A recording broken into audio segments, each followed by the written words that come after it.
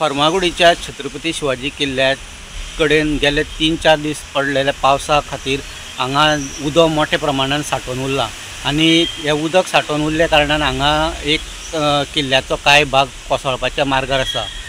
दर वर्सा हांगा शिवजयंती मोठ्या उत्साहान सरकार तर्फे साजरी केली जाता, पूण अजून पर्यंत सरकारान ह्या किल्ल्याचे सौंदर्यीकरण करपाच्या कामा कडेन लक्ष दिलें ना अशें दिसून येता।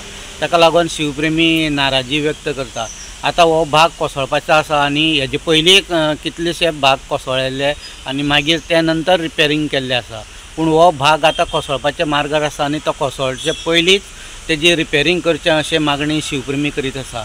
फर्मागुडीच्यान गोमंतक टीव्ही खातीर स्वप्नेश च्यारी।